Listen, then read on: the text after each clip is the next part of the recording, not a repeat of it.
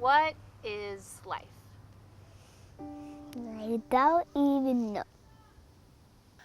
Okay, life to me it's a gift. It's a precious gift. Life is, wait, hold on. Are we talking about like life form? Like what is like life? I don't know what life is, but I think life is what you make of it, I guess.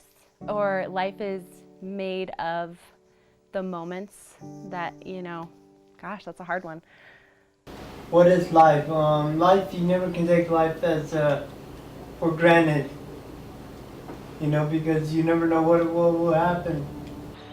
Life is definitely an adventure. It's exciting, it's heartbreaking,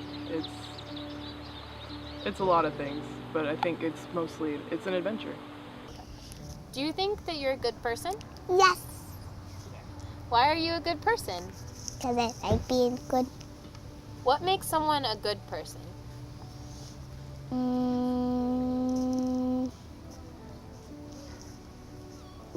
Don't. Do you know anybody that's a bad person? That's too bad. That's cool. I would say that I'm a pretty good person. I mean, everybody has their ups and downs, but I would say that most of the parts of my life I've been on the better side, and I hope to be on the better side all of my life. Why don't you do bad things? Because I do good things to persons. I pick them up when they need help. I guess I was kind of thrown into life, just kind of thrown to the wolves. Hadn't even graduated high school yet, and I was living on the streets. And I learned a lot about myself during that time and what I wanted out of life. Certainly learned a lot of what I didn't want out of life. Went to the rehab center for 190 days and went into a clean and sober living for a little while. And then when I met Debbie, it was like, I went from one transition to another transition, to be with her. Well, my husband and I got married what a lot of people thought was pretty young. We got married at 19. I didn't think I was young. I felt I was old enough to get married. Most enjoyable memory is, getting married to Debbie and just living a wonderful life. Wonderful life. Seems so cliche, but the birth of my daughter was amazing. It was scary and terrifying and so painful, and don't do it until you're ready. But it was beautiful, and you make a life. It's incredible. You make a person, and she's there, and like she cries and she poops and she's hungry, but then she smiles at you, and everything makes sense. And so I think when they gave her to me and put her in my arms, that was a moment of just pure, like, awe of the world. When my dad's at work, When your dad's at work, what? and my mom reads books to me, and it's just the two of us. So when my dad comes back home, it's the three of us. I only get to see my dad like once every few months, and he's such a big part in my life.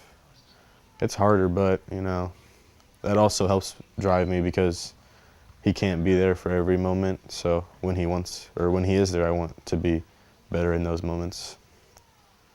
Ellis is my third father figure, and he's incredible. I mean, he took Lauren and I in before he even knew my mom, and just always treated us like we were one of his own from day one, and that was absolutely incredible. I mean, he's been there for me more than anybody else, period.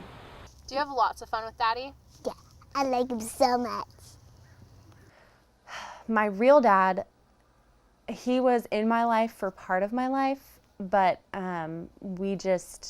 he didn't agree with the way that my mom was trying to raise me, and he didn't really want to be a dad at the time. I don't think he ever really wanted to.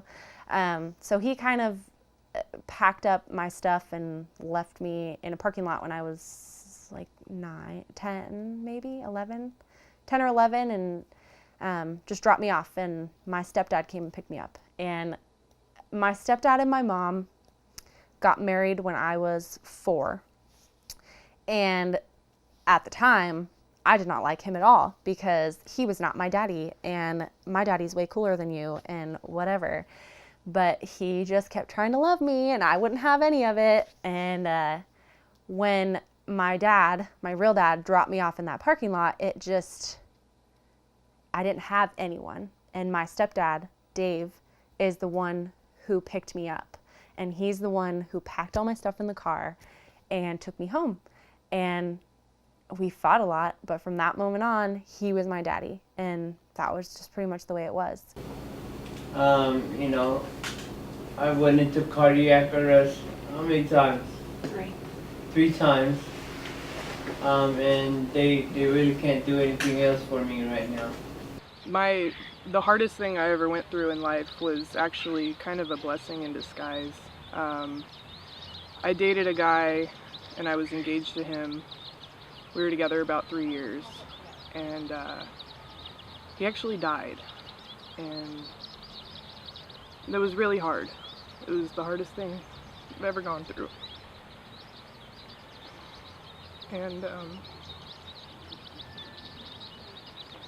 while it was very hard, our relationship was not ideal, and I would have stayed with him forever, you know. I would have been very unhappy. I'll be 49 in December. Okay. You know, I won't make it that long, but you know, right now it's a day-by-day thing.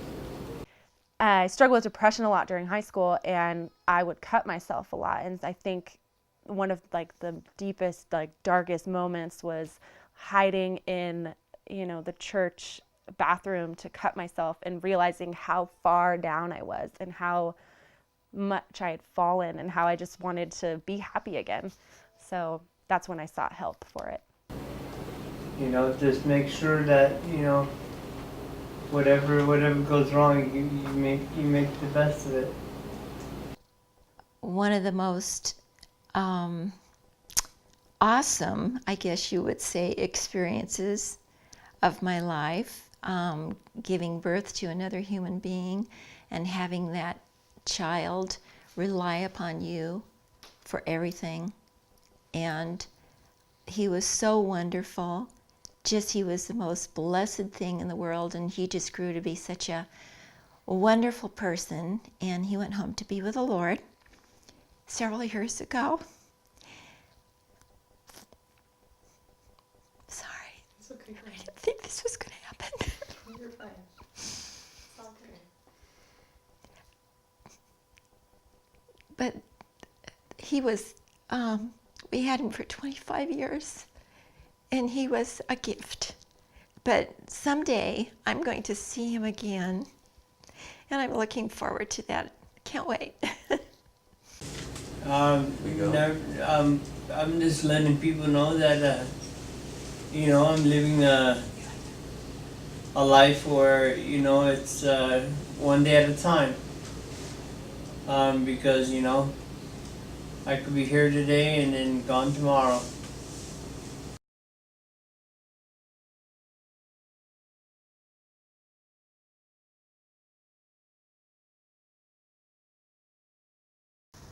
Do you know why some people aren't alive?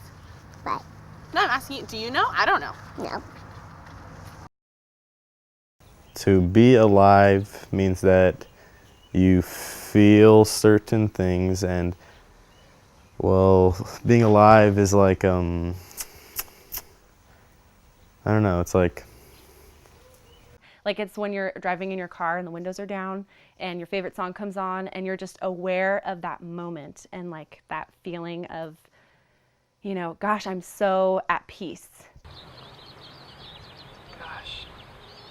Being alive is really just about figuring out who you are who you want to be, and trying to figure out a good balance between the two. But to be alive right now, I'm just, soaking it up. That's the best I can do.